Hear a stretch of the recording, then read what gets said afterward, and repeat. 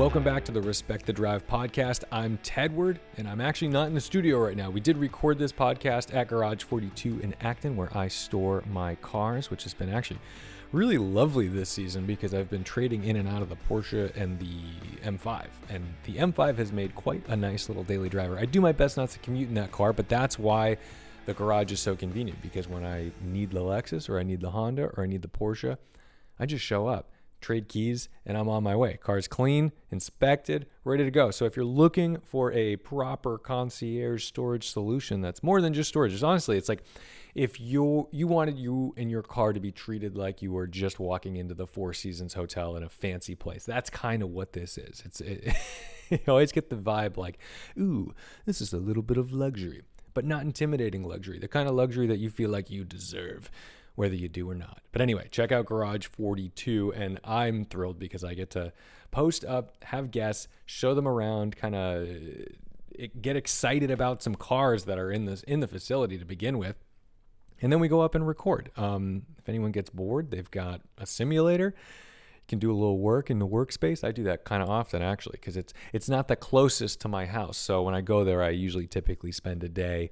I'll do a few drives. I'll do a little work. It's great. I love it there.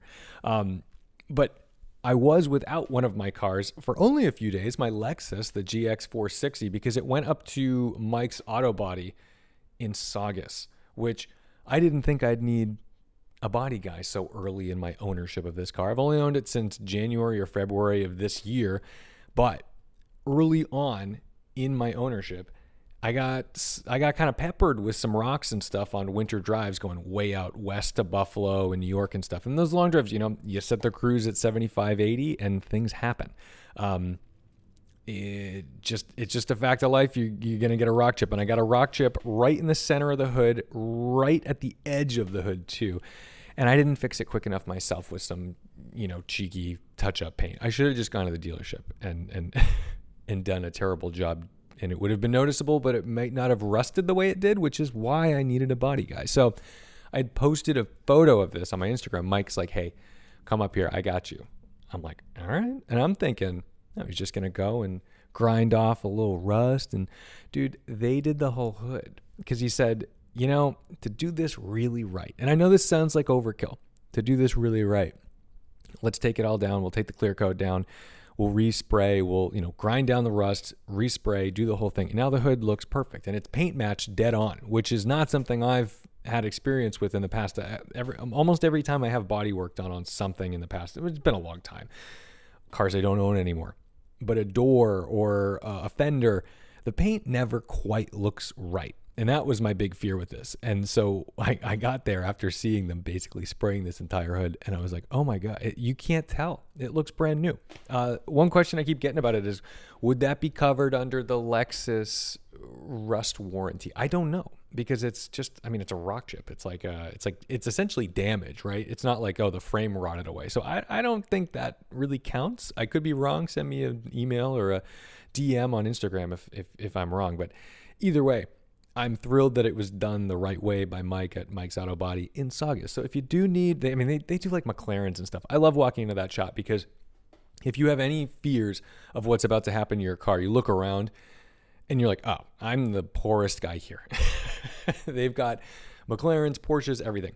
Anyway, if I sound a little different than I'm going to sound on the podcast proper, it's because I'm sitting in David's living room right now recording this introduction, because I wasn't able to get back up to Garage 42. But I needed to give some context because my guest today, whenever you're listening to this, is Jay Ryan. And Jay Ryan, if you don't know him, you do know him. He's pretty renowned for his yellow 997. It's a Carrera S with a lot of mods and a big gumball on the side with 111 on it.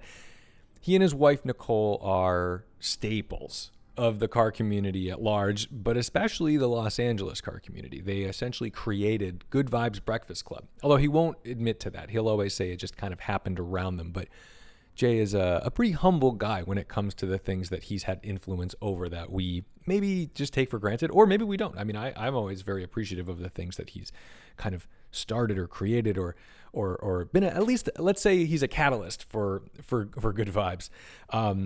But their story is really touching because Nicole, his wife, just passed away of MS. She had multiple sclerosis. I can't even say it.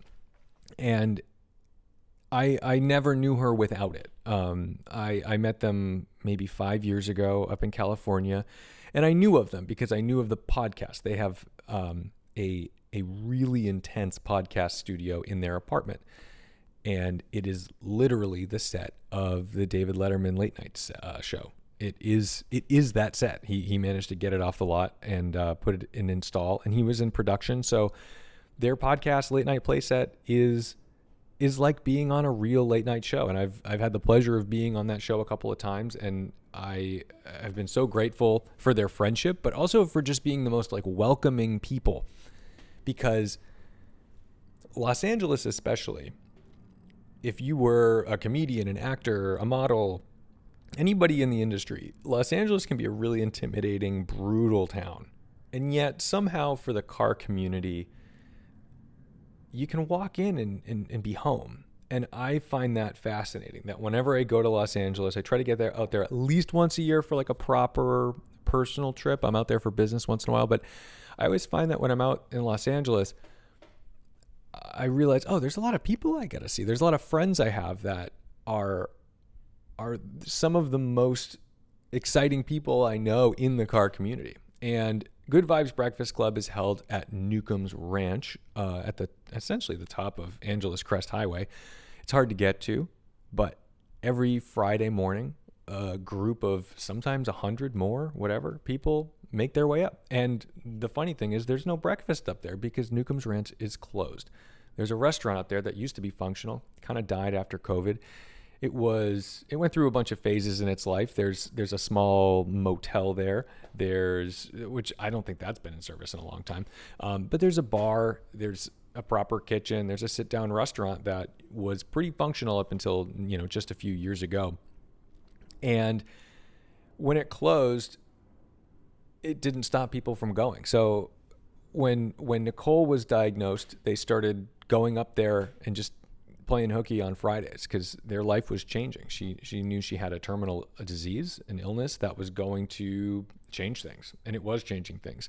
Jay will talk more about that, but I want to give some context along the way, just so that way if we just jump into this on the podcast, you're not wondering who I'm talking about, what I'm talking about, why we're laughing, why we're crying, why it was a lot. But people bring donuts, coffee, whatever. And for me, it was always a place to go and see them. Of course, it's a blast because you get to drive up from Los Angeles in the city proper, blast up these incredible roads. You spend 27 miles, I think, of just mountain roads. I mean, empty mountain roads. And there's usually pretty good highway etiquette there and a canyon etiquette. People move out of the way.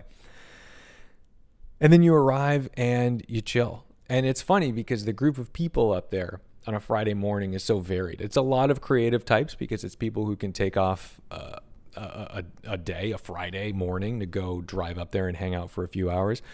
Or it's people who are lawyers, doctors, whatever, who are just lying about dentist appointments and needed to get out for a little bit. And they head back to work for lunch. Oh, Jay is literally messaging me right now. He's up in Bar Harbor right now. And so he made it. You'll hear about that on the podcast. If you're curious about their story, Galpin Motors, Galpin, Galpin Motors just made a Porsche story about them. Before Nicole passed, they did this interview, they did this drive, they kind of explained their situation and who they are and what the Porsche means to them, what the place means to them, what the community means to them. It's really wild that this has all occurred because of something that was terrifying and unfortunate and unprecedented. I mean, Nicole was a powerhouse in industry. She was a publicist, and she was a publicist for a lot of people you would know. I mean, the people that they would have on their podcast, they would have like Rainn Wilson, who played Dwight Schrute on The Office, Rob Corddry, all these people who you've known and loved in movies and TV shows and stuff. She's like the one behind them, kind of pushing for them to get the notoriety, get in the magazines, or, clean up some maybe unintended mistakes they've made. And she was great at that. I wish that I got to know her before, she was essentially wheelchair bound, because it would have been really cool to see her in her element like that. But either way, it's tough because with the limited sort of conversation we were able to have due to, even talking could be a real struggle some days for her. She had such a strong and comedic personality. And that's what I loved about her, because you could be sitting and having a conversation and she's like completely astutely in that conversation. And if someone said something, she could just shoot you a glance and you double over laughing, because that was the look of like, the fuck did he just say?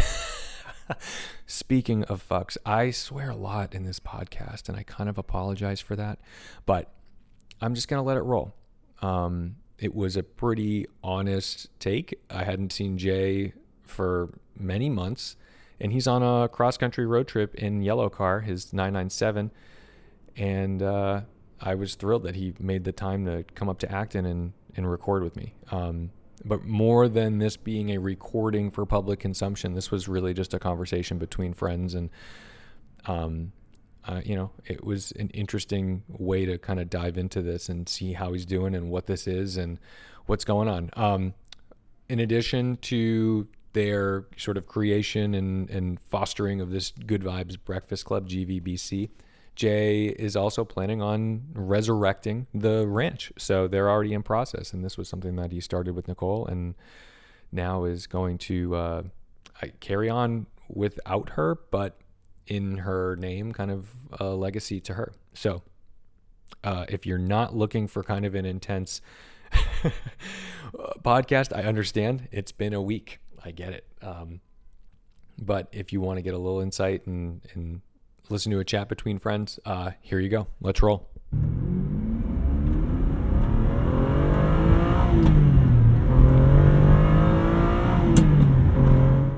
How long has this place been here? It's all brand new. It's pretty new, yeah. It's about a year, like that. This is, or like maybe a year and a half that this place has really been up and.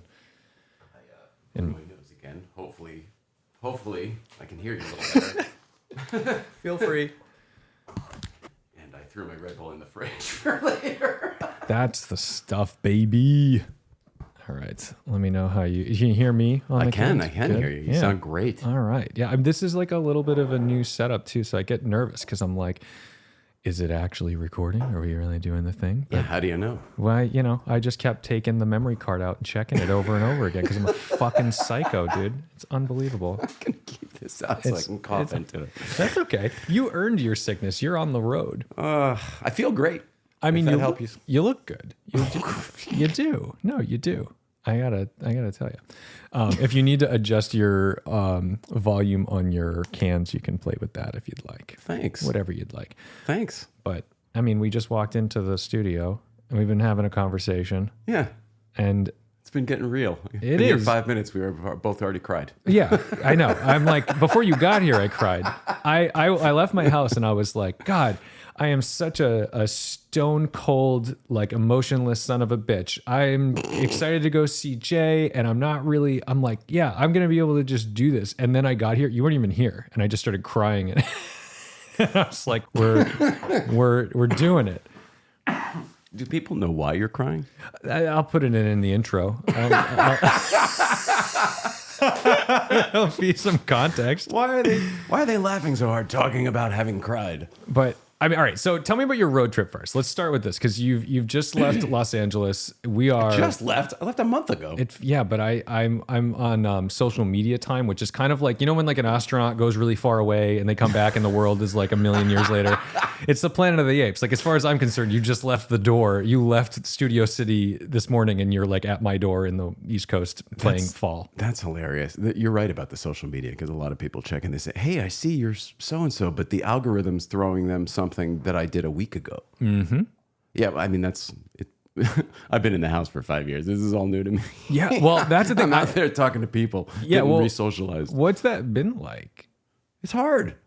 Everything about this sucks. I mean, seeing people is awesome, but the rest sucks. It's awful. Do you feel like everyone sees you, just starts crying, and you're like, okay, yes. appreciated, but stop. Yes. Yeah. And some Yes, absolutely. I remember you're nailing it, and you're not always willing or ready to go there. Like maybe I just went there and I'm exhausted. Now I want to laugh a little bit, and they're like, "I'm sorry for your loss," and give you a giant heartfelt hug with nothing but positive intent. No, but you're like, "Get away from me! I fuck can't you. do this right now." I had so my best friend when I was it was about 10 years ago passed away. He hanged himself, and I remembered it was the first time I had dealt with like proper grief. Yeah. And I do remember vividly being like well-intentioned individuals trying to say nice things. Yeah. Would like set me off. Yeah. I thought this is when I decided to leave town, when I figured I must be going through the anger phase. And then your car decided it had other plans. Well, whatever. That was not, but it was more the me of it all. I realized how I was reacting with all of these people who had been so loving and supportive, of the situation, people who love Nicole and me, and I'm snapping at them for no reason, and they're just trying to be loving and supportive, and I realized that I'm. One, it's the anger phase. And two, it's time to hit the road. Absolutely, no, for sure. That's the thing. You had. I want to talk about like your mindset too in terms of like the last few years, because you've been. I mean, because Nicole was diagnosed like 10 years ago. January of 2011, whatever that is. Okay, so more than that. Yeah, 13 years. I was like. 13 and a half. I mean, she had MS the whole time we were together. Yeah. People don't realize that. That's she had something going on when we met. We didn't know what it was. But right. The first year of our relationship together was going to specialists everywhere from San Diego to Santa Barbara. Everybody Cedars-Sinai recommended. People who didn't take insurance, really expensive. You got to go see this guy. And we did, all of that for the first 6 months to a year that we were together. Holy shit. So when she got diagnosed and came home and was crying that night, she said, "This is your out. You didn't sign up for this." She's like, in the beginning relationship, you kind of pushing each other away a little bit to see if you'll leave. Yeah, take that job. Go away. Yeah, exactly. Whatever it happens to be. So in this case, it was she said, "This is your out. You can go if you want to." And I was like, "What are you?" I don't know if you can curse here, but I was like, "What are you fucking crazy?" You can say whatever the fuck you want. I was like, "What are you fucking crazy? Where am I going?" Well, you were invested. You were already there. Yes. I literally said to her, "What does that mean? I push you around in a wheelchair?" Okay. Let's go. Let me, from an outside person looking in, based on your social media. I mean, I know you, but based on your social media, I see you as a spiritual, and I mean this word in a not negative. I think it sometimes has a negative connotation. I don't mean it negatively. Superstitious. I think you have a little bit of superstition in you, because I see you with charms. Let's say, like there are certain numbers that you like. If something pops up, you're like, "Ooh, yep, that's the thing. I like that. That's the one." Interesting. I think you look and are very sensitive to signs. Yeah, that's true. And so I think superstitious is maybe a word that to me falls under that umbrella. I don't know if it's the right word. Okay. Because I think when you say... I'm not a guy who carries a rabbit's foot. No. I don't care about breaking mirrors or walking under ladders or black cats. Yeah, I don't... It's not that. Yeah. But if you mean in tune to energy and the signs of the universe, yeah, I'm a full right brain guy. I mean, like, my left brain is diminished capacity these days. Was that always the case? I think it was, but I think that I really exercised it a lot, the left brain, when I had to do production work and stuff like that. But when Nicole got sick, we kind of tuned into who we really were as people, and that was not it. That was not it.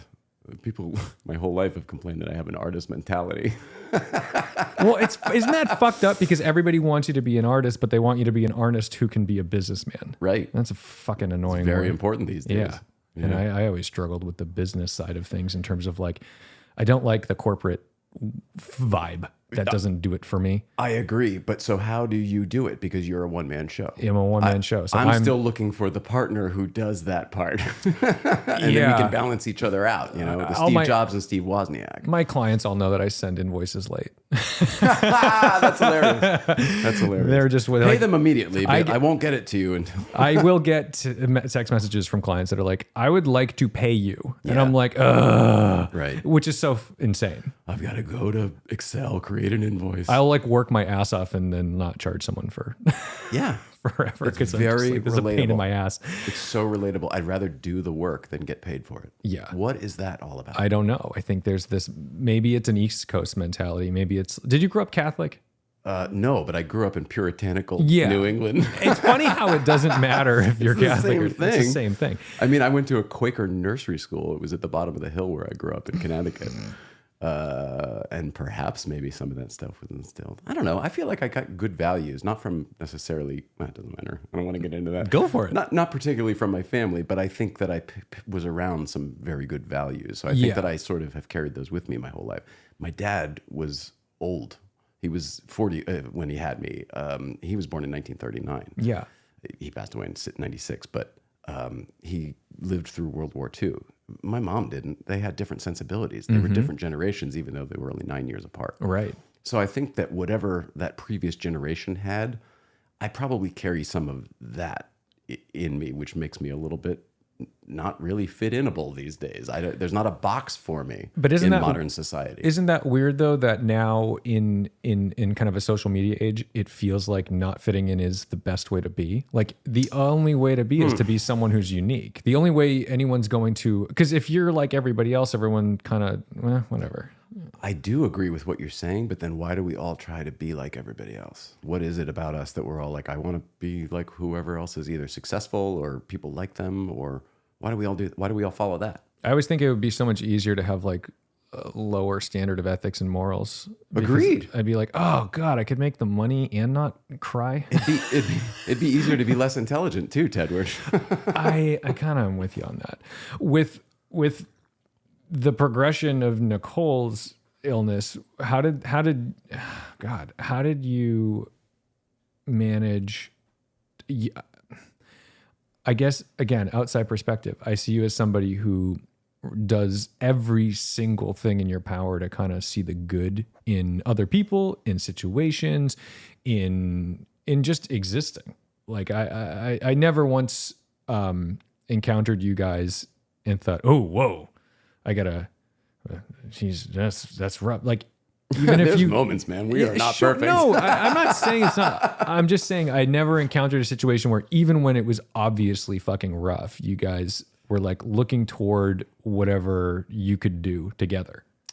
I appreciate you seeing that. I mean, that was definitely our intent. We made lemonade every single day. Nicole's situation was awful.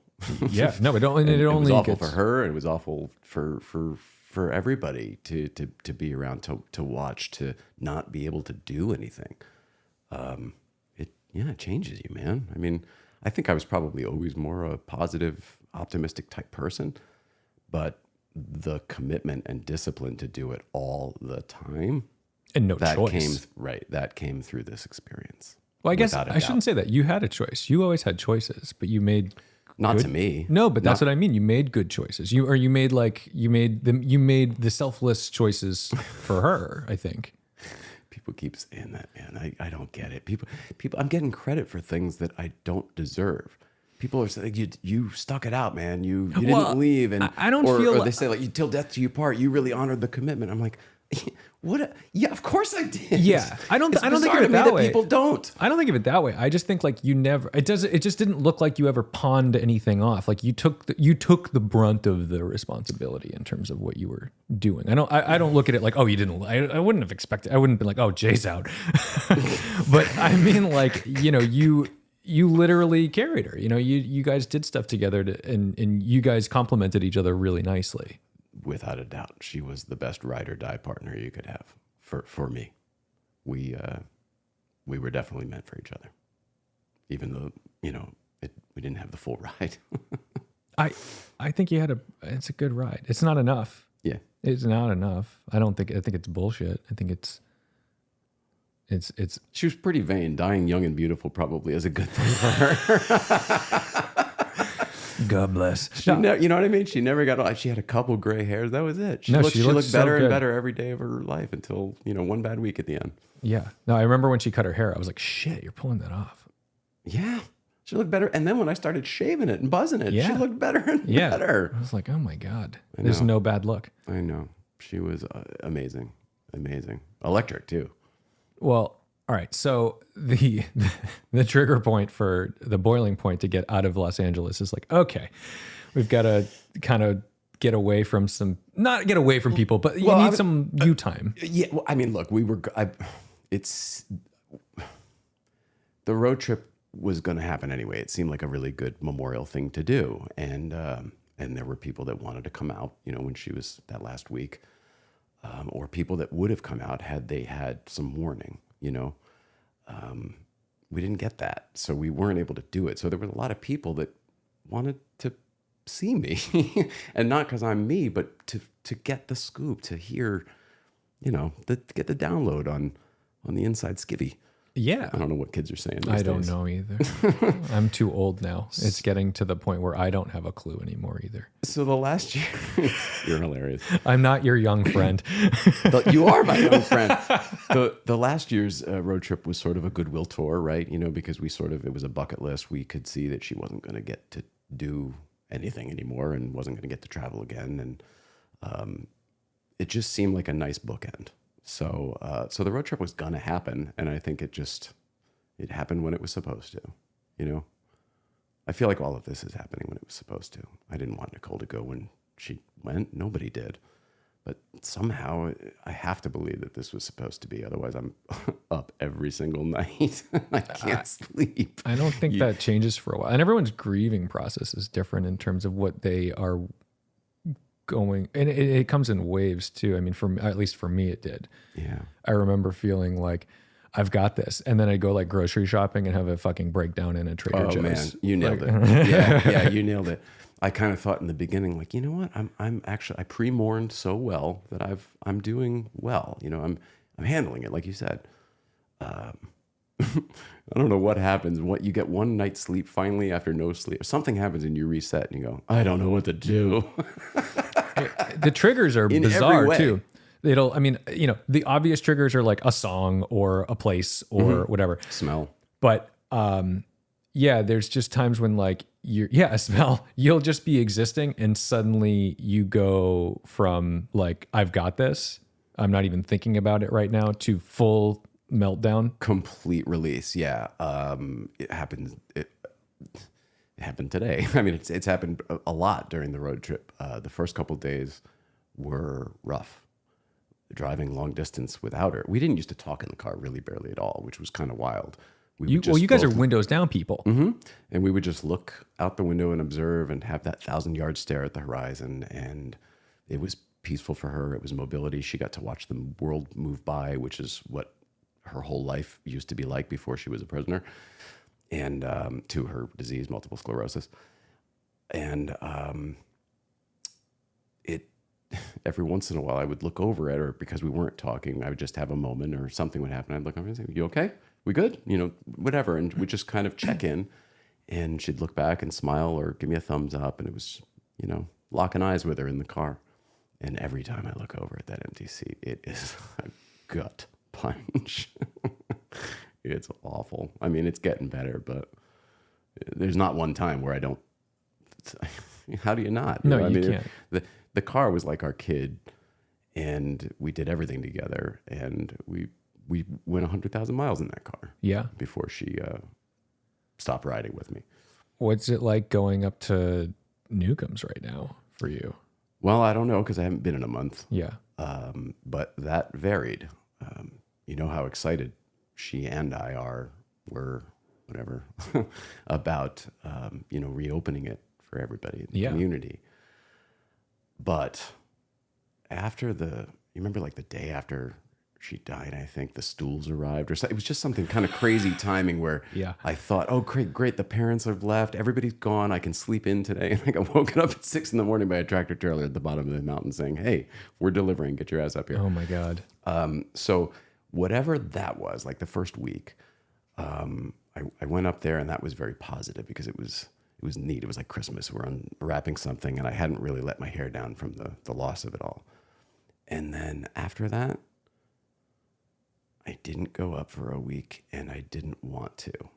And I kept going. There was only 1 week I didn't go. I can't remember what it was. Maybe my birthday. I think it was my birthday. I was sick of the attention and I couldn't stand the idea of more attention. But throughout that first bit, I didn't like it. I didn't want to be there. It's hard to describe because I love it so much and she loved it so much. And it's also kind of an extension of her at this point. You know, it's going to be her legacy to get it open and serve the community. And I don't know. I just didn't want to be. It made me sad. The whole time we were able to work on it before the deal was even closed, we were able to work on it and put our touches on it and change the floor plan and move things around and, you know, add things and whatever. And she was part of all of that. And every single time I was up there working, she was there in her chair, but she said yes or no or a little bit to the left or whatever. And to be in the building without her was awful. But don't you think that it's a real gift that she got to kind of dream up until the end? Because you guys 100%. I mean, not many people in that situation have much going in term. I don't know, maybe professionally is the wrong word, but it's like you kind of had this thing going professionally together with the ranch. And she was a hard worker, right? And so I think she had some purpose in that where she got to still dream about what it was going to be. Yeah. Yeah, I think you're right. I don't know. Me neither, man. No, I think that you are probably right. It just that it made me very, very sad. And then I don't know, a month or so went by and I warmed up again. Yeah. You know, it is what it is. You can go back. You can. Oh yeah. Oh God. I'm just making sure you can set foot at the place. whole point of all of this road trip was to sort of clear my head, get my head straight, figure out who the heck I am, what I'm doing moving forward, get some fresh motivation, and then hit the ground running hard the moment I get back to LA. To, you know, technically the deal isn't even closed because she died. I mean, we have the deal, but you know what I mean. Lock it all down and finish this thing up, and then clean it up and get the permits and do whatever we need to do to start serving burgers again. That's the goal. And yes, of course, I'm really looking forward to it. But you asked how it was. It was not so great for a month. I think part of that though was, you know, I just didn't really. I wasn't ready to be out and about. You know what I mean? A normal person would take some time, but we had this Friday ritual that we always did: rain, sleet, or snow, and. Yeah, I just felt, maybe I felt obligated. Well, because your social circle isn't simply like, oh, here are my 3 friends. Your social circle is like almost like 100 strangers. It's a lot more than that. Yeah, well, yeah, you're right. Regularly, you know, it's like everyone coming up is like because everybody knows you there. They don't, and anyone who goes there somewhat regularly, whether they're super tight with you or not, would probably casually name drop you in conversation somewhere else about, oh yeah, I go to this place, and oh yeah, Jay, yeah, he's a good guy. Like, you know, I hope that's what they say. Jeez. That fucking guy. But I mean, that is not a normal group of I see your point. People to grieve with. But this is so. Oh yeah, I see your point. But they're also, yeah, it's hard to. I see your point, and I agree with what you're saying, but also GVBC is not like that. Everybody who's up there, they're all a family. Yeah, it's not. I mean, you said strangers, which I know what you meant, but it's the wrong. Right? Yeah, it's not. Yeah. It's not accurate. It's I don't know. You know, I mean, we don't have anybody from GVBC over our place because Nicole was very private, and you know what I mean. It's not that type of.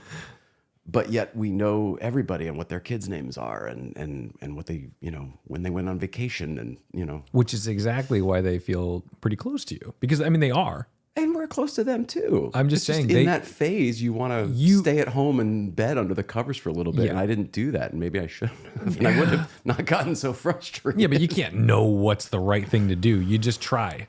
Yeah. And usually it's trial and error. And the error part is rough. And I fly pretty close to the flame. So. Well, I mean, are you excited? I mean, I'm actually really excited that project kind of started getting legs with her, because now it's going to have more, I don't know, to me, it'll have more meaning to be up there. I totally agree with you. We just thought we had more time. It was a race against time. She wanted to be up there. She wanted to live there. She felt better up there. That's what I thought. I mean, the last time I saw you was there. You showed me around. We did the video, and well, you thought right. It's just we lost the race against time. Yeah. No, I did not know. I didn't know we were looking at like months or a year maybe I had no idea. Yeah, I know. Nobody could hear us. We felt like we were shouting it from the rooftops. You basically all but told me. And that was the thing. It was like I was hearing two things. I was hearing like, this is getting really, really bad, which is enough. That's all you need to know. Yeah. But then I was also hearing like, oh, but she's going to live here and she'll get to come down when she wants to socialize and she'll get to go back up and all this other stuff. And so in my brain, I chose that as my outlook. Absolutely. So I was like, well, this is long term. Yeah. This is where we're at. It got worse and worse and worse every single day. And she she fought it. And then at the end, it's just so bad that you can't fight it anymore. So really, she kind of was, I mean, I told you her thing was she was going to go to GVBC as long as she could. And even though we stopped going to everything else and doing anything else, she wanted to, that was important to her. She went the last Friday of her life. This shit happened fast. That's insane. We were there. A college friend of hers who could sense that times were near drove up from San Diego that day with her whole family to come see her and be with her. And I mean, the following Thursday, she was gone.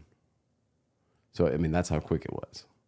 That's so bizarre. Yeah. She talked to her brother for the last time on the phone on Saturday, and she became less or almost non-responsive on Sunday. And, luckily hospice was there to tell us what to do because it just got bad quick. Her parents came out on, I think, Monday or Tuesday, whatever it was. And yeah, it was just a couple days of sort of open house, the people in the area that we knew. And How did you handle that? How did you handle that? You just do it. Yeah. You just do it. There is no time to think. You just activate and do it. And I didn't sleep for 3 days. I woke up Saturday morning and the hospice and the people that were there, Lynn Woodward and Zach Clapwin and his new wife were there. And they made me sleep for a few hours on Tuesday morning. So I was up from Saturday to Tuesday, 24 hours a day. And I don't know how I did it because you just do it. You know what I mean? This wasn't about me. We were still all supporting Nicole. And now I had a ton of help. So nobody's stopping. I mean, we just went. So I don't know. I don't know the answer. It's all a big blur that whole time. One day, I think it'll come back to me. I talked to her mom about this yesterday because I was up in Rochester with her family.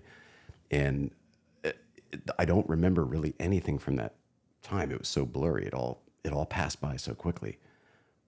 But in moments now, like glimpses come back and they're crystal clear. So it's I obviously defragmenting. I recorded it all. Obviously, my body, my whatever did. My consciousness took it in, but I haven't unpacked it all yet. If that makes any sense. I think it'll take years to unpack everything. And it will hopefully become more joyful to unpack pieces of it versus traumatic. Well, I hope you're right. I mean, I think it's already transitioned to that. It's not traumatic. It's sad. It's sad for all of the obvious reasons, but traumatic was getting the diagnosis. Traumatic was getting a cane. Traumatic was getting a walker. Traumatic was getting a wheelchair. Traumatic was having to pick her up and move her now. And I don't mean for me. I mean for her. None of these things were traumatic for me. I could see that we needed them before she was willing to admit it. So I warmed up to the ideas before she did every time. It was traumatic for her each of those times. At the end, I think she was so over it. Yeah. I mean, we did those videos. It was really important to her. Once we couldn't do the podcast regularly anymore and we couldn't do all the things we used to do regularly anymore, it became very important to her. And I don't know how she came to this decision, but that we share more.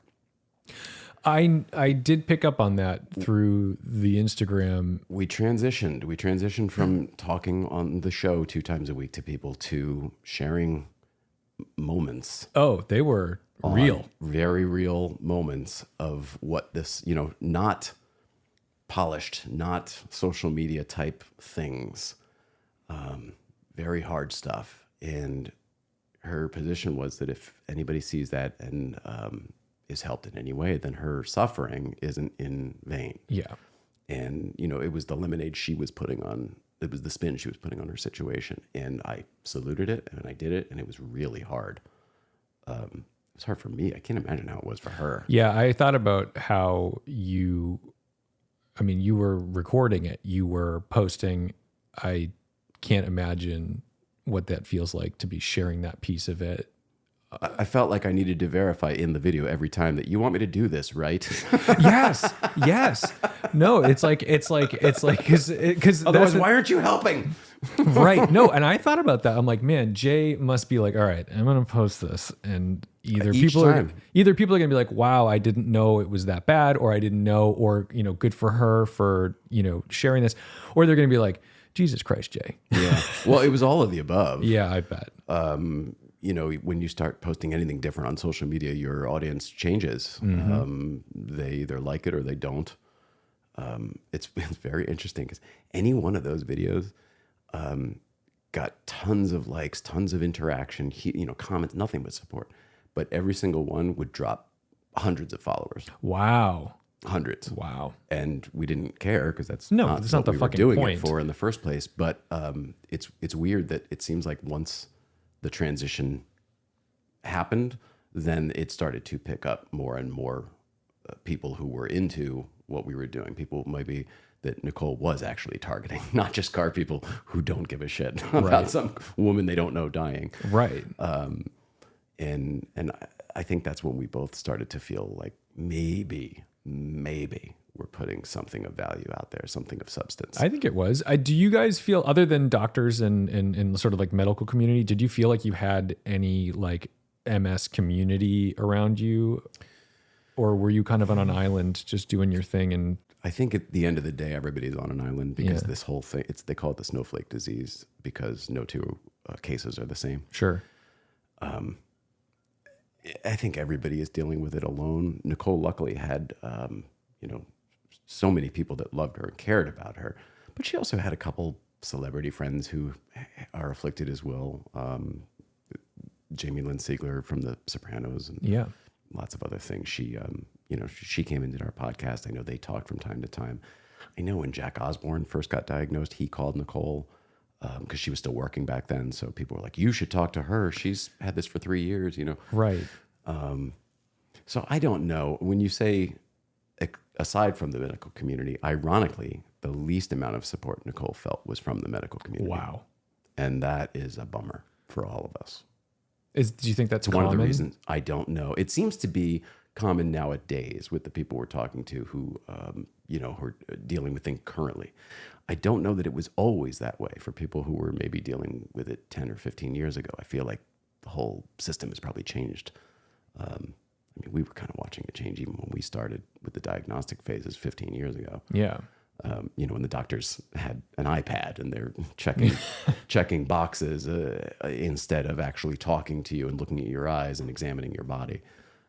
There was a transition, and a lot of the compassion and a lot of the bedside manner, and sorry to say this, folks, but the Hippocratic oath that most, if not all, medical professionals take did not seem to be honored anymore. And she was incredibly angry about that. I would say if Nicole took any anger to her grave, it was about that. And I'm not becoming an advocate for anything.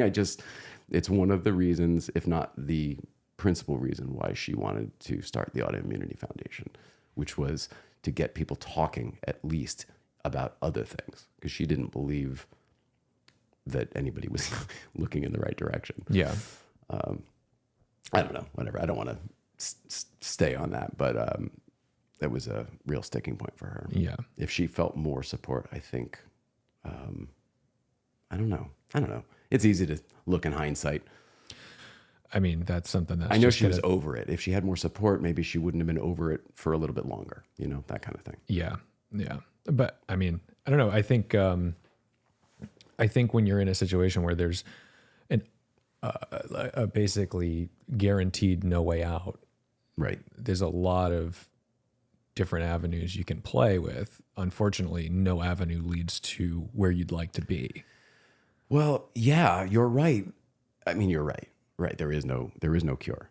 But then you look at other celebrities who are on social media, call it Selma Blair, who has, you know, gone and done other things that maybe aren't necessarily weren't available to Nicole, or maybe in this country or whatever. Sure. And she's, you know, supposedly in remission from her MS, but is dealing with other things now that are side effects from whatever, you know, her treatment was. So you're right about there not being a solution to MS.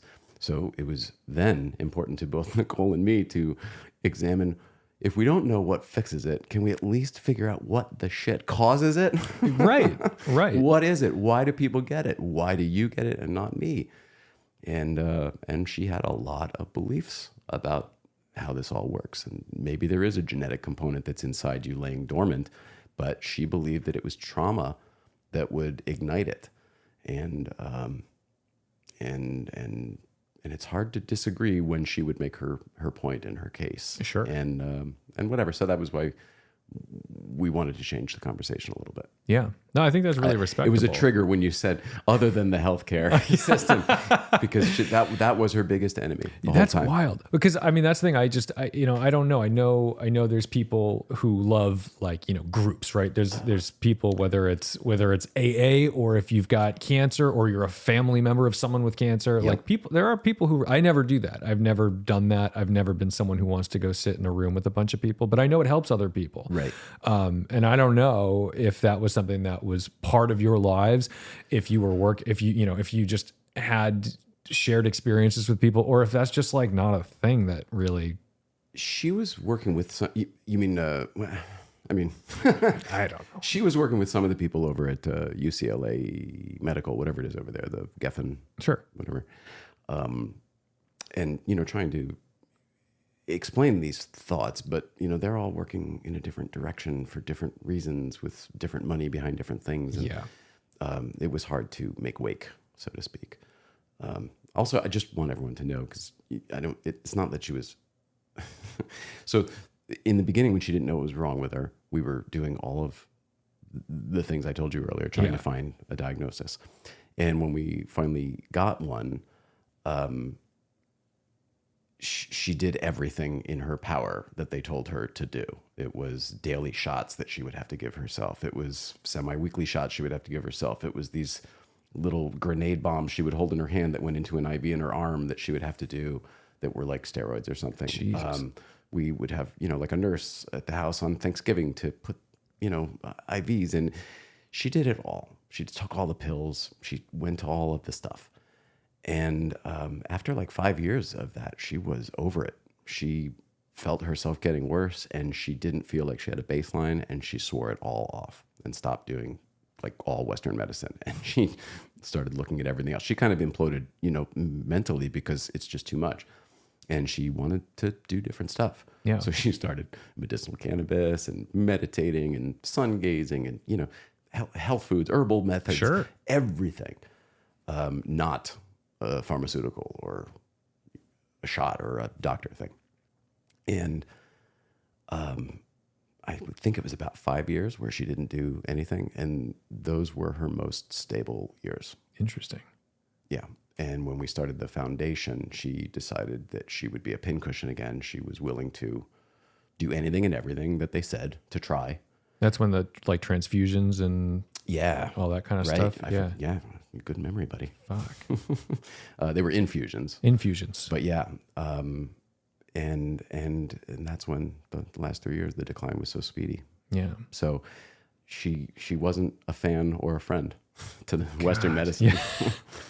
What would you felt the need to explain? No, absolutely. No, I can't. I mean, that's a touchy relationship with medicine if, you know, nothing's helping.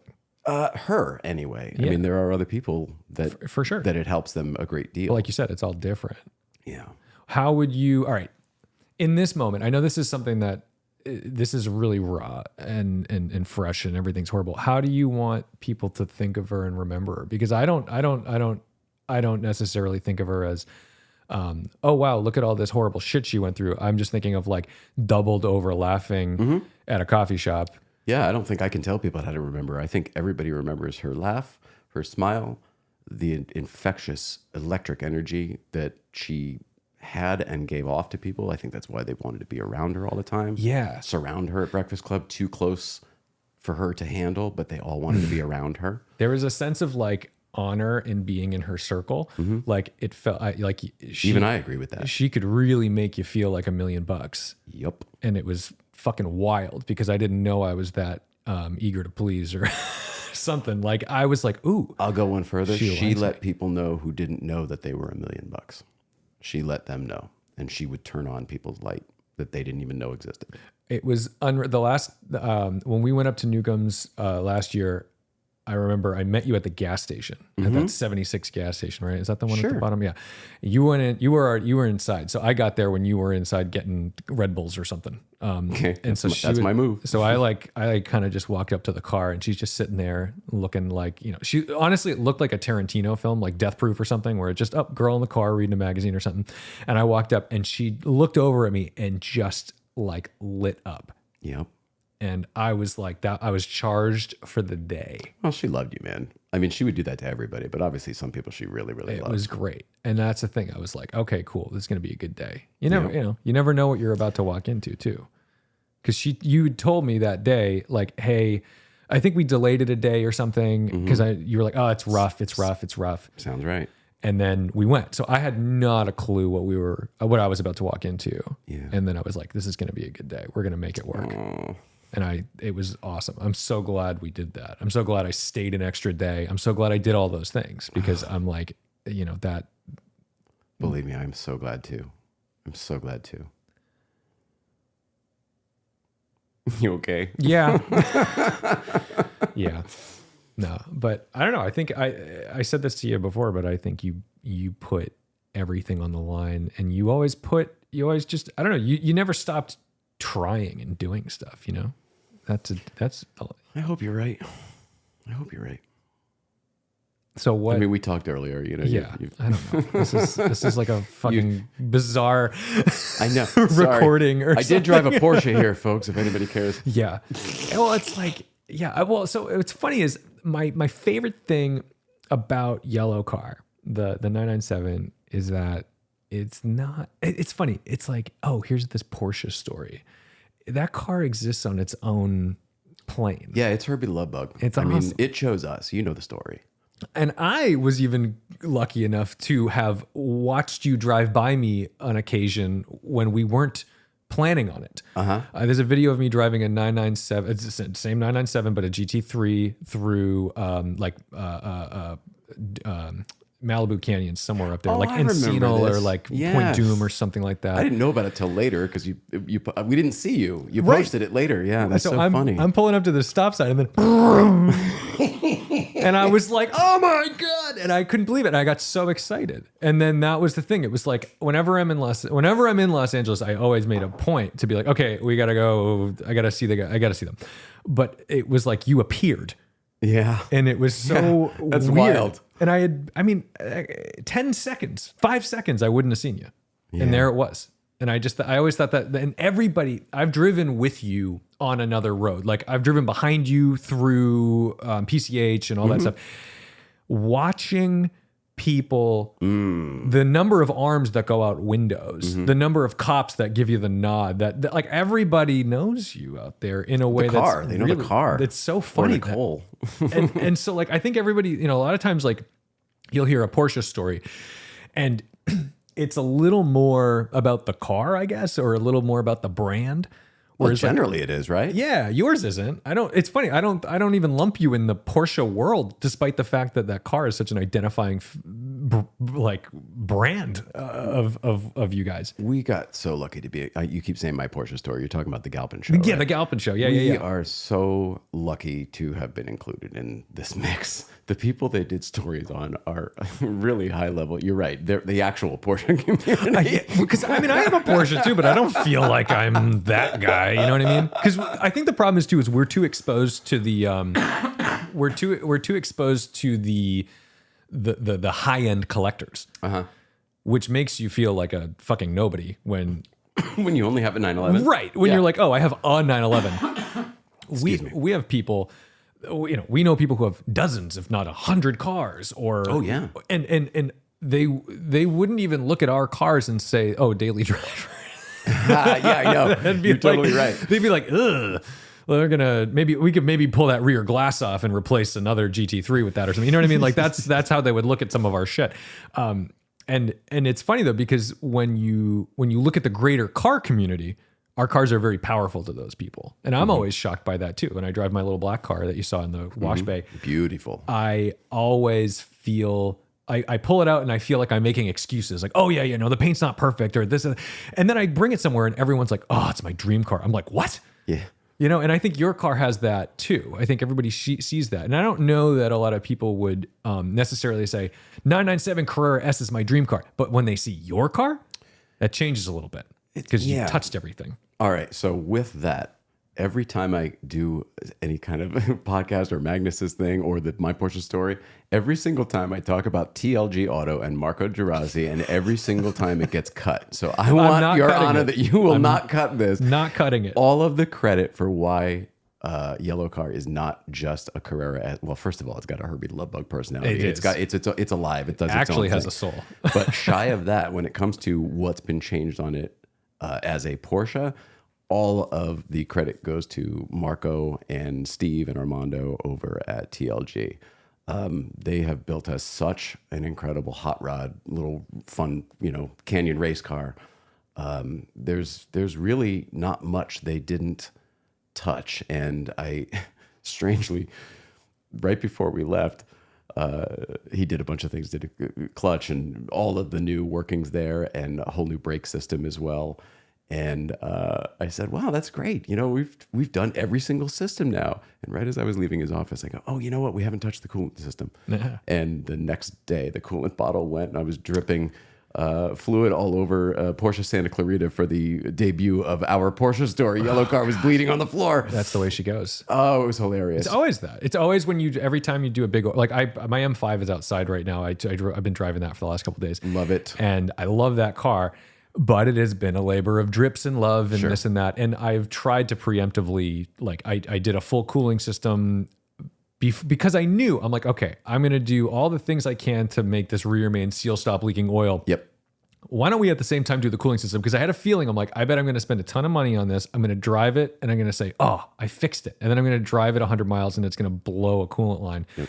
Or overheat, and then I'm like, well, and you great. got the motor out anyway. So we're not doing it is always the thing that wasn't. It's not the squeaky wheel. The squeaky wheel was something else you went in there for, a clutch or whatever. Yeah, and then you're like, oh, for fuck's sake! Like, yeah, you're not wrong. You always have to do everything at once. You're not wrong. It's a nightmare.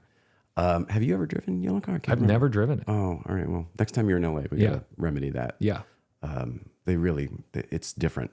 I mean, there's a reason it's different than just any other 997. It has a presence that's different. That's what's funny about it. Why? Why do you say that? And what do you see that's different? Okay, so first off, that color yellow is really striking. By the way, but it has a stance because of the way it's a little lower, but not low. But a little lower. But they did build the suspension. Right. So you see Bilstein coilovers, and I think there's BBI bits and a bunch of GT3 parts and stuff. Marco built the suspension. You can tell by the way the wheels are spaced and fit and the way it's lowered that it is not for aesthetic purposes. It is for driving purposes. Yes. So there's something about that because I see a lot of people with their Porsches or, BMW culture does this a lot where they're like, oh, you got to lower it. You got to do this. My 911's like that too, where like it's low, but it's not slammed. It's like, oh, there's a reason for this. So whenever I see it, I'm like, ooh, there's something about this. Yep. And it's especially noticeable because it does have 997 wheels on it. Yeah. So that's the other, you're right. I kept the stock wheels. Yes. To throw everybody off. But because I love them so much. To the trained eye, those wheels, because I know those wheels, it's unfamiliar because they fit differently. Everything's They're not the BBS that everybody puts on. Right. And when you put those wheels on, sometimes you can lose the illusion of the stance. I agree. But because those wheels are on it, you're like, oh, fuck, what's going on here? It makes you look at it further. Yeah. So I always have like an edge to it, right? Then the exhaust. That car doesn't sound like any other car. Shall we get to it? Go for All it. right, well, thanks to Pfister Motorsports for they do these performance resonator cans where they basically take the stock ones and modify them and put them back on. So it gives it a little bit of throatiness. There's also AWE performance racing cats, which, by the way, FYI, that car passed smog on Halloween day. I did it in Connecticut. Bless. That's amazing. Yeah, I couldn't believe it, honestly. I blew it out a little bit, did some revs and some pulls, and I showed up and he goes, "Yep, here you go, $20." Yeah. Like, woohoo! Right, because I think the thing about it is that it's not fully uncorked, but it's that middle ground, right? Because I know what a car is supposed to sound like stock. Well, but we're not done too. So they also did IPD plenum, so it breathes a little bit better. Okay, there's just like a spacer on the... No, it's a whole different plenum, and it's got these little golf ball divots on the inside, which supposedly change the airflow. And with that, it's made it to a GT3 throttle body as well. So it's moving more air in and out. Right. And the last time I was with you in that car, I was following you up the crest in that Corvette E-Ray. Oh, that's right. And so you could hear us. I heard you the whole time. That whole video is just you. And the thing... And so I'm having the time of my life. Now, the funny thing was I had driven the crest the day before. Yes. So I can't even play the game of like, well, I haven't been here in a while. Yeah. And I'm following you up the hill, and I remember being like, he's kind of fucking going. We're moving. And that's the car. And that was what was funny about it was like, I knew you weren't like pushing. Right. But I was feeling like I was on the edge of what I was comfortable showing Chevrolet me doing in their car. Wow. You know what I mean? Like, could the Corvette go faster? Yes. Do I want to do this on a public road right now with no cell reception? Maybe. But you're the person to be with if you have no cell reception. You've got radios. But either way, I definitely got this sensation that I was like, my God, that little Carrera fucking boogies. Well, it's also super lightweight. We stripped everything out. So adding a tiny bit more power, a lot more suspension, and less weight, it just became an awesome canyon car. And that's why we called it a California. We were like, well, it's not an S anymore. It's this little, hot rod thing. I love, and that the way for anyone who doesn't know, the back of the car, instead of saying Carrera on it, in the Carrera font, in that Porsche font, it says California. And have you ever seen another one on another car? Yes, but they've all done it after us because they sent us a message, or where'd you get that? Or, hey, look, I got one too. Shout out to Carbone Liveries out in Poland, who did the 111s on the doors and stuff, and the California badge on the back. I think that looks really cool, and it is, man, that car, it just does something for me every time I see it. Also, speaking of the motor, we'll just wrap that up. Also, it's got an Osco lightweight flywheel and Sachs Racing clutch mated to numeric shifter cables and a GT3 shifter. I know that you've had that, the shifter cables are exposed, right? Or like, and sometimes maybe... It's exposed, but not because I want to see it like the Terminator hand. It's just, I took the center console out and it shows them, It's just funny because every time I look in the car, I go, ooh. Like, I'm like, I know that's something. Yeah. Like, it looks like something. It looks like the Terminator hand to me. Does. You remember that? Yeah. Everyone had remember everyone had those skeleton hands back in the 90s? Thing. Yeah. You pull the little guys, Stupid fucking toys that everybody had. Little finger triggers for all the fingers. Yeah. Where are you headed off to next? So you've made it all the way out from California to the East Coast. Now you're living your autumn dry. It's autumn. You're in the autumn. Jay, what was it? Here's the thing, man. I have been in the autumn for 3 weeks. So I left Los Angeles on the 8th. Thought it would be the 6th, but it ended up being the 8th. And I went the south route through Texas down to Florida. I drove through the hurricane. I went down to Florida with the National Guard. I ran out of gasoline, electricity for my cell phone, couldn't find a hotel. It got very real for a couple of days down in Florida. It was pretty wild. What's your go-to? Like, all right, then I made my way up the East Coast during all of the foliage. In terms of road tripping, like what's your road trip philosophy? Are you like a huge planner, or do you just go and figure it out? Okay, no plan. Do you have pack the bag, get in the car, drive? Do you have go-tos in terms of like, I like this gas station, or like, are you like a Buc-ee's guy? You don't give a shit. You just whatever. Don't care. What about? I stop for gas all the time because I'm an old man and I have to pee. I do too. But it's efficient for me. I get out. I get the gas pump in. This probably only needs a half tank, right? A couple 100 miles, and I just go inside and I use their bathroom and I get a water or a Red Bull or a power bar, whatever I'm getting, and just get back in the car and drive. What about food? Do you have like staples of food where you're like, oh, I love having like? This is very interesting. Nicole and I were so looking forward to last year when we did this trip. Yeah. We were so looking forward to all of the greasy spoons, all of the roadside attractions, the Route 66 stuff, Yep. all of that. And we didn't end up doing any of it. And the first night, wherever we were, Flagstaff or someplace, there were no restaurants. There was only a Subway across the street. So I went and I said, do you want Subway? She goes, that actually sounds really good. I haven't had Subway in 10 years. So I went across the street, got us some Subway. And we had Subway, I would say 25 out of the 31 nights that we were on the road last year.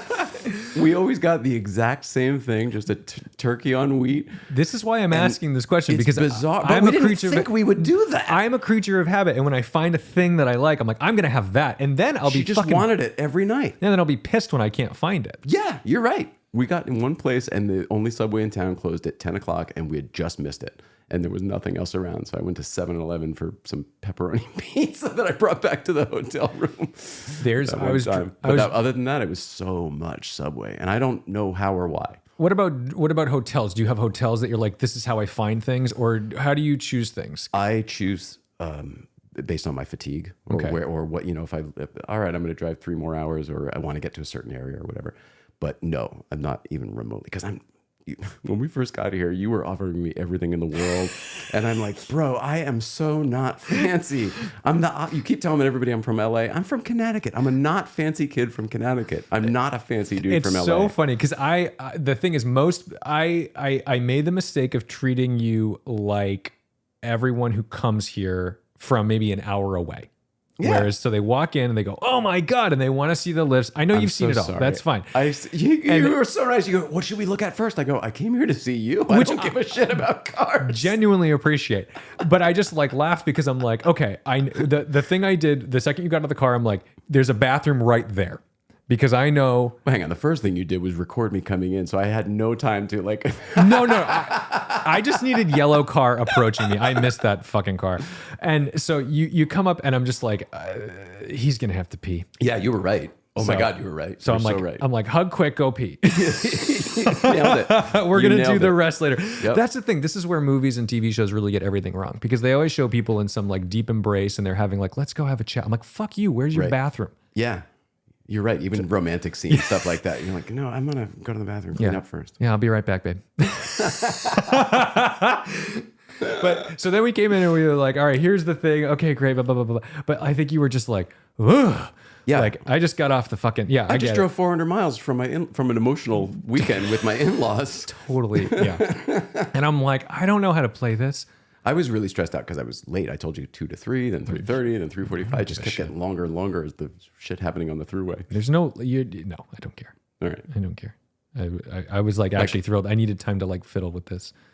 I was like, when Your you new studio is amazing. I appreciate ridiculous. it. Yeah, this was really cool. They put up these new guys, like my logo and my friend Eddie's logo, and for his love it. podcast. And so we've got, it's cool. And the problem. All right, I have access to everything in the world that I need, but I am somebody where the more you give me, the more reluctant I am to take things. Oh yeah. Do you know what I'm saying? So when this studio became part of the build, when my buddy David built this place, he was like, I'm putting in a podcast studio. And he basically was like, what do you want? And I was kind of like, well, this is what we would need and whatever. And then it's been here and I've probably used it like 6 times or less because I'm like, I panic about it. I'm like, you get this, I'm not worthy of this thing. Oh, I know what you mean about that. Yeah. And it's not mine. You know what I mean? It's not, I didn't build it for myself. Someone built it for me. Right. And that's intimidating. But I don't want to let anyone down. Yeah, I know what you mean. But you suffer from that imposter syndrome? Oh, you know what I've had problems with lately? I have wanted to share, and I wonder if you can relate to this now. I have wanted to share less about myself more and more. Mm-hmm. And I don't know how to do what I do if I don't share things about myself. You have to. And it's scary. And it's funny, the things I'm that sure are there's scary. a balance, right? There's got to be a balance. The problem is the same way I think everything on your mind is like, hey, this is what I'm thinking about right now, is how my mind works. Mm-hmm. So if something bad happened to me, I'm not like, oh, well, let's go talk about E39 M5s. Right. I'm like, I just got in a huge fight with a friend. Yep. And It's going to be real. I can't And I almost always regret the second I air something. Why? Because even when people say, wow, I really appreciate that you said that, I'm like, oh fuck, I let too much out. I can't take that back. And it's not hurting anyone. We felt that way a little bit when we first started, doing the emotional stuff, the verticals, we called it the vertical. Sure. But we got over it pretty quickly because, the majority of it is supportive. I think I've held And it if back. we realize, we're doing this and they're getting something out of it and it's helping people. Yeah. I think I need to do it more. I think the thing is every time I don't do it if I don't release it a little bit, then it goes back to being taboo. I need to practice that. I get scared because I don't like the idea of someone thinking that like if I have a take on something that's the end all be all and I can't learn or I can't change or I can't whatever. But anybody who knows you or listens to you more than once would know that about you, right? That you're constantly growing, and we all are. One would hope. Okay, well, what are you worried about? Yeah, I mean, it's all kind of in my head, you know, and that's scary. And it's hard to do a podcast or a YouTube channel when you're trying to like be you, right? Because you don't want to put on. I don't know. I think it's the opposite. Like, I think it's easier once you get there. First of all, when you first start doing it, everybody turns into some character that they don't want to be, and they're not the person that they are off camera. To some extent, yeah. Or Mike in this case. I don't know. Hey everybody, all of that bullshit. I ham it up a little bit on the channel, but if you're doing it and they know it's facetious and they know it's facetious, that's great. I would do that too. Not everybody knew it was facetious, and they'd be like, "Fuck that guy."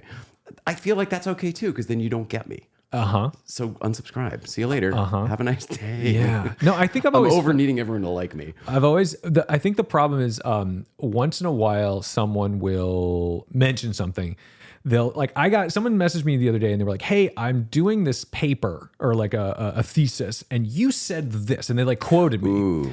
And it was a fucking good quote. Oh, okay. And they were like, when did you say this? I'm like, not a fucking clue. Right. I said that. Right. And then, so the scary thing isn't the quote. The scary thing is that I have the power to say something that sticks with somebody and I don't know it. And it's like if you want to have full control over the narrative, you can't do it. There's no such thing. Good luck with that. So it's fucking terrifying. Yeah, but why would you want that? But do your thing, put it out there for them, and then let them decide. They'll tell you what they like or don't like. Fucking true. I think I like the podcast the most because it makes me no fucking money, but podcasts don't make money. It doesn't matter. They don't. But the thing is, I feel like I'm talking, an audience consumes it, and there's no comments. If you want to message me on Instagram, great. But like this is going off into Spotify and Apple and whatever the hell.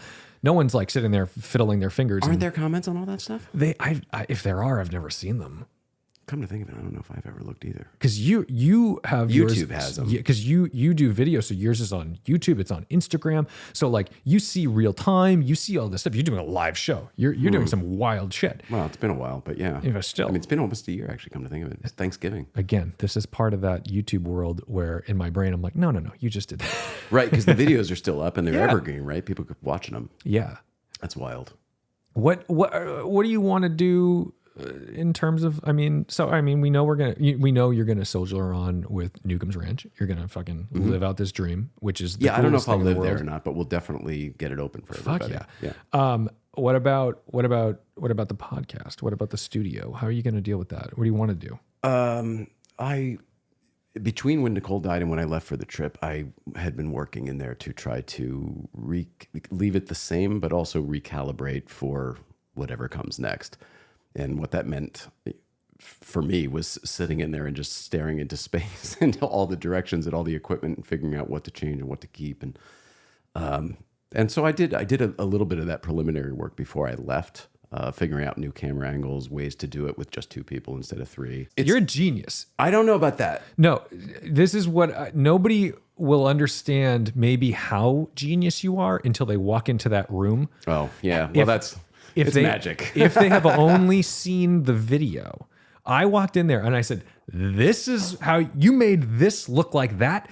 It's fucking crazy. Our room is about the size of yours. It blew my brains apart the first time I set foot on that set. Yeah. I could not understand it. And it was I've never been on a television set before. Oh, well, that's part of it. So this was your first time. Because what we did is we built a studio from 30 Rock in our dining room. Yes. And what I witnessed for the first time was the feeling of like what it would have been like to walk onto like the Family Matters set in 1994 Yes. and been like, this is where, wow, I know this, it's familiar. But then you're looking at the the wooden walls and What's shit. different? Yeah. Right. And 100 lights and all that. And it maybe feels smaller or bigger or disorienting in certain, oh, that's over there. And that's and that's exactly how I felt when I walked in there. I couldn't believe it. It made no sense to me. That's part of the reason I did it. We went nuts. We really went nuts with that thing. The other thing is you got the camera angles right, that it genuinely looks, it looks like the show. It looks like late night. Yeah, I mean, that's what I used to do, right? So I know how to do it. Doing just a podcast in the dining room was not very stimulating. Your ability to cultivate a space and make the most of it and all this stuff, do you think that's going to translate into the Newcombs build? I hope so, because that was one of the things we locked while Nicole was still here, was the footprint. Yeah. So that's done. I mean, I could show you pictures of what it looks like currently, even though it's not finished. Sure. It's the same place, and I think everyone will. Here's the funny thing: we've changed everything, and everybody walks in and they go, "Oh, you haven't changed a thing," and that is the biggest compliment that I could possibly receive. Yeah, well, because when you can encapsulate the energy that they remember, yes, while we didn't want to updating lose everything. That's exactly, and we didn't even update everything. In fact, we backdated everything because there was a lot of 90s, a lot of 80s and 90s in this 100-year-old building. So if anything, when we did those Cheers style bar stools, the colonial style bar stools and the captain's chairs and the church pew benches, things like that, it actually feels more like what the place should be than what it did when we took over. Yeah, I've never eaten a meal there because I came late, Oh yeah, that's right. That place, I was introduced to that place post-COVID. But you saw what it looked like when we walked around. Absolutely. So I'll show you pictures when we get off the air. Can't wait. And I think you'll love it. It's going to be rad. I'm so excited. There's a Wurlitzer jukebox in there. Oh and my God. We got leather chairs around the fireplace, old vintage leather chairs around the fireplace and stuff. It's awesome. It's really, really cool. That's going to be great. And so the themes, I mean, you ask how it's going to go. When you first walk in, there'll be a general store on the right, ACH General Store, where the motorcycle place used to be.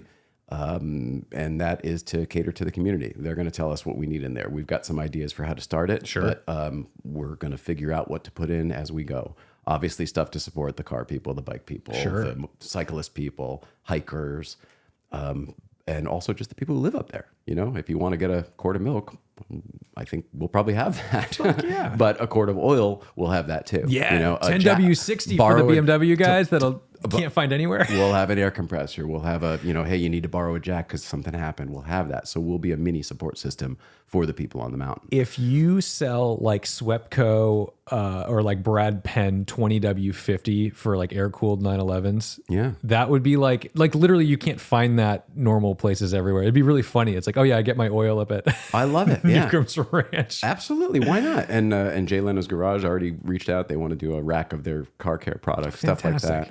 It'll be a merch store too. So there'll be Newcombs Ranch, t-shirts, bumper stickers, plate frames, keychains. Buy it all. This place is expensive. We don't have the money. Come on, buy it all. I just look at you're glowing right now. I can't wait to see you in your element up there. So anyway, that'll be a gas station theme. Yeah. And then the bar, as we know, when you look to the left, is a Cheers theme. We're keeping the same footprint. Don't worry, it'll be the same Newcombs you remember. But instead of motorcycles, when you first walk in, there's like a little booth area, and the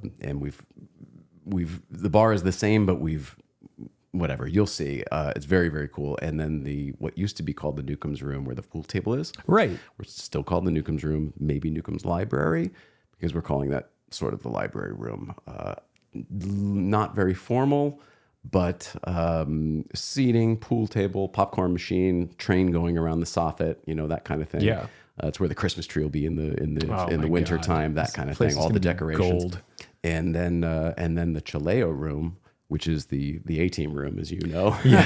The A-Team made the window in the Chileo room when they shot there in the 80s. That will become a live event space. That's what I'm so psyched about. For live podcasts, for music, comedy, really anything. That's gonna be and it'll be a rentable room too. So you can get married in there, or have we want to tie into the manufacturers, do ride and drive up there. Have when they're launching a new 911, absolutely, instead of going to Mallorca, they can come up to the crest and get the real deal.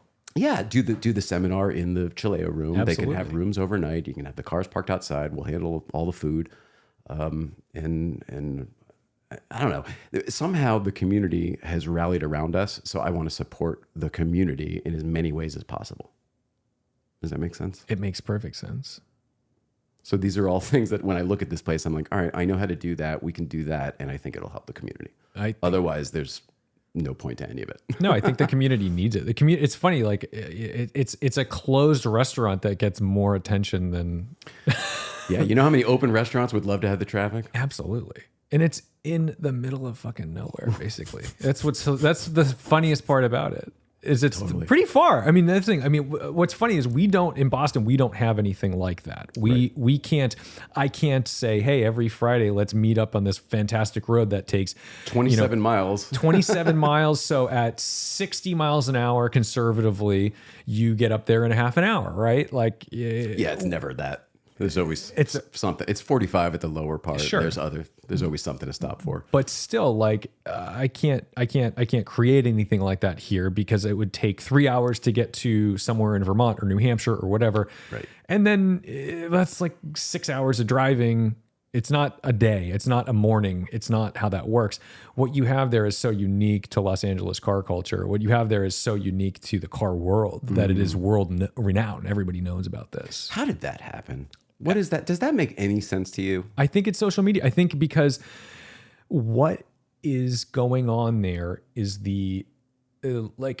otherwise would be the illusion of a car commercial. Do you know what I'm saying? When someone tries to sell you a car with a commercial, they show you this crazy, we're carving through in our Cadillac with the Brembo brakes and all this stuff right back in the day. And they're out in like Morocco. Like, I'm not going to go to fucking Morocco and drive a Cadillac ATS. It's never happening. That will never happen. Okay. Whereas like I've every time I go to Los Angeles, I'm like, well, I'm going to get Hal and Ray's in Koreatown. Yeah. And then I'm going to drive up to Newcomb's Ranch and then I'm going to go home and everything else, everything before and after is like whatever, but that's like a sacred thing to do. And you can make a morning or an afternoon of it and it's fine. It doesn't ruin your day. It is your day. And you can still have other things going on. Whereas there's very few places in the country that have access to something like that next to a major city. I would say in the world. I don't think there is anything like this.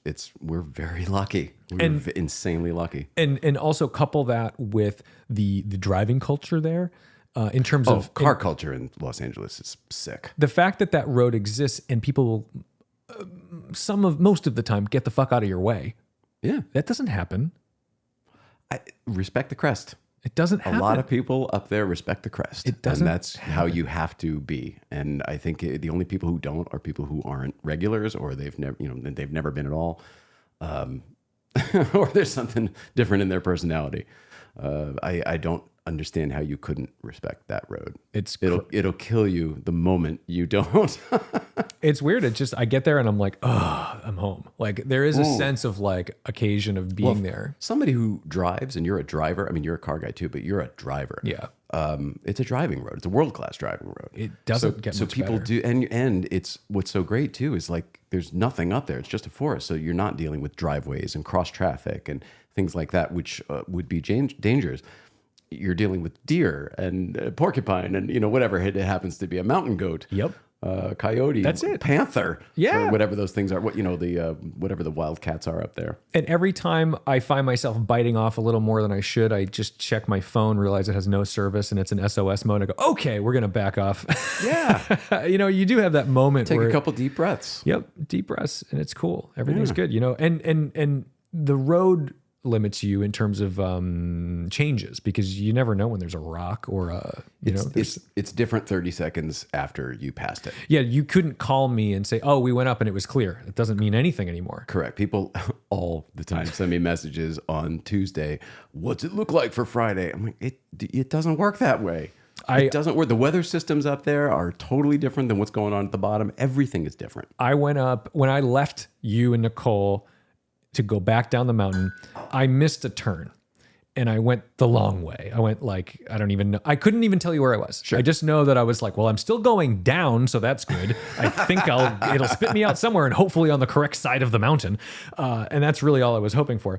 But I'm cruising through and I'm like, I know I was here yesterday with that. And I'm like, it was just littered with rocks. Yeah. And I'm starting to freak out because I'm like, shit, like I've got this, press car and I'm like, oh, this is going to get really hairy. And I'm just crawling through and I'm watching people fly up the mountain. I'm flashing. I'm just, heads up, blind corner and then fucking boulders. But yeah, you just that happened to us when we built Yellow Car, when TLG, built Yellow Car 2.0. That literally happened on the maiden voyage. We hit a human head sized boulder that I hit it with the left wheel, which is actually the best place to take it, but it cracked the wheel and it rolled. The whole car went over. And then we hit it with the back wheel. Fuck's sake. And then we had to drive out of there on broken rim and whatever. No, it's a very weird road. But it wasn't there. I was driving looking for it and it wasn't there. It was a moving object that happened as like you couldn't avoid it. Absolutely. If that makes sense. No, it's just there are unavoidable situations out there. What's funny though is that there's people who will go, oh, Angeles Crest, nah, I'm more of like a Malibu Canyon kind of guy. Yeah. And it's like, nothing wrong with that. The fact that you can have taste up there, you could have a taste and it's available is insane. Some people like Mulholland Drive. Yeah, I am going slow but cruising over the canyons in Hollywood. I used to think I liked Mulholland Drive, and every time I go back, I'm like, I'm good. Yeah, you don't need it. It's not. I mean, it's nice to look at sights. It's not fun to drive anymore. No. I have a question for you. Yeah. Can I go to the bathroom again? All of these beverages. Yes. Go. Let me make sure this door is gonna. Thank you. Oh, so much better. We both went FYI. Yeah, we're leaving the entire pause. No hold music or anything. That's hilarious. Oh my God. Well, all right. So anyway, with the road trip. Yeah. So then I did, I kept worked my way up the coast. And I saw Mark Perbanik in wherever he is, Neptune Beach, Jacksonville area. Yeah. And then I had lunch with Ray Schaefer over at Porsche Corporate in Atlanta, which is always a delight. Isn't that place wild? It is. It's Avengers headquarters, for goodness sake. It's cool. And he is the guy to take you around because he created the Heritage Gallery there and everything. So he's, pointing at the race cars and teaching me stuff. It was so cool. And then worked my way up. I saw my aunts in Rehoboth Beach, Delaware. And got up to the New York area, saw my buddies who were building the Ecto 1A from Ghostbusters 2. Saw that. Okay. Shout out to Greg Hilliard. I'm like, Marty. I'm watching all of the things you're doing, and every time you post something, I'm like, well, of course he's there. Like, well, the Ghostbusters thing is weird because it's come back in our world. We built the you built the DeLorean. Well, and the Ecto 1. I didn't know that. Yeah, so we just found out the other day that the Ecto 1 that we built is owned by Universal Studios Florida now and is the one that they just premiered in their parade on Halloween. No shit. Yeah, so that's the one we built. It's now a studio official Ecto, which is pretty cool. That's amazing. Isn't that weird how the story goes? So my buddies are building this Ecto 1A in Jersey. Yeah. So I stopped by to check it out. It looked pretty damn good. It's the best. Everything is absolutely perfect. It's going to be so great. I'm psyched. Psyched for them. Are you going to keep going north? Are you from here? Oh, sorry. Back to that. So then, by the way, saw the Sopranos house in Jersey the same day. I saw that too. That was fun. It's funny. I'm a nerd. I drove a 99 Suburban 2500 and everybody was just like, how Woke come up this morning. Yeah. You know what's funny? This is where I need you once in a while because I drove that car and then I didn't even think about that. You're kidding. And the second I looked at the POV, when I looked at the video, I was like, oh, this is just like The Sopranos. But like when I was sitting in the car, it didn't hit me. But then I thought, oh, maybe not saying it's better. It'll get more engagement because everyone will say it for me. And they fucking did. Of course they did. Of course they did. And then let's see what else. Then I was a lot of people I know are going through health things.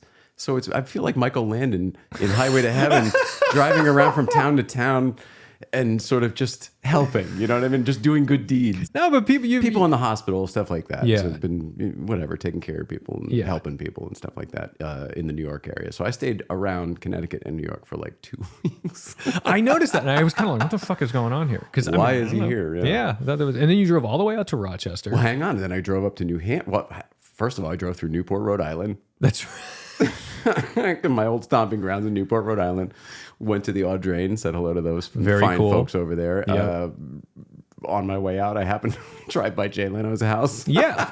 That place is fucking crazy. Yep. And then I made my way up to Cat DeLorean's in New Hampshire, where I spent some time. I don't know if you know John DeLorean. I know John, but I don't. His daughter Catherine is a lifelong friend of mine. I don't know how to describe it. We actually haven't known each other our whole lives, but we feel like we have. Yeah. But I don't know, 20 years or something like that. That's wild. And she's like my sister, and it was really, really great because she wanted to come out immediately when Nicole died. She said, "I'm on my way." Wow. That was her message. "I'm on my way." And in process of making the arrangements, her husband had a medical episode and had to go into the hospital. So she wasn't able to. Yeah, what an awkward text everybody. to be like, "Hey, actually." Yeah, so it turns out. I'm not on my way. Yeah, you think you're cool. So it was really great to see her and spend some real quality time. Yeah. She's a really amazing, awesome, loving person. That's cool. So that was nice for me. And then, yes, sir, then I went out to Rochester. That's a drive. Yeah. That's you. And have you been just taking kind of major highways most of the time? Or Depends. Yeah, it depends. Today, for sure. Yeah. I mean, to get here 400 miles, however long it was like just stayed on the I-90. Yeah, 90. I-90 till it becomes a Mass Pike, and then you jump on 495 south to Route 2 probably. Exactly right. Yeah, That's exactly right. Yeah, it's funny. Everything's pretty simple east-west here. What's great though is the roads out there are kind of beautiful. I like if you go way out like to Syracuse and Buffalo, there's a lot of just nice 2-lane I-90. I'd like to check that out. Cool shit out there. There's a big nature reserve out there called like Montezuma Nature Reserve or something like that. Don't need to check that out. Yeah, and it's like I've only ever driven by it, but it's apparent to me that you could pull off and drive through it. It's like a drive-through nature reserve with all these crazy hawks and eagles and shit. Wild. And yeah, there's some odd stuff out here, and I bet you've seen more of it than I have, because you're here for the sake of that. I'm always just going somewhere. Right. And so it's kind of like my journey is my destination in this case. Yeah. And so I often miss the things that are right next to me. Like for my town has a zoo, a tiny town has a zoo and a twin drive-in theater. Twin drive-in theater? Yeah, there's two big screens. And I have not been to that drive-in theater since I was like 16 or 17 years old. And we should go. And it's I don't know, it's 4 miles from my house. We should check it out. What are they playing? But and that's the thing. They do those like, if it's Halloween, they'll play something cool. They'll do a throwback thing or whatever. But yeah, it is just, I love it when you get to put yourself in observer, tourist, maybe not the right word, but tourist mode, where you're just like, let's go, let's see it, let's do it, let's pull off. I mean, I guess I agree with you, but I live there. Like, that's my right brain world. I live in that sort of, this is impulsive. It'll make me feel good. That'll lead to something better. I kind of live there. I live in that. Nicole, it was our situation that forced us to. But now I don't know how to do it another way. So we're just people are so consumed with either the past or the future that they're not often living in the present. Stop reading me. We're stuck, and we're stuck. We're stuck in the present. You're stuck in the present. Yeah, we don't. You can't control the future, and there's nothing you can do about the past, buddy. I think the problem is I'm always hyper aware of the present when I'm hungry, and then I'm like, fuck. Hilarious.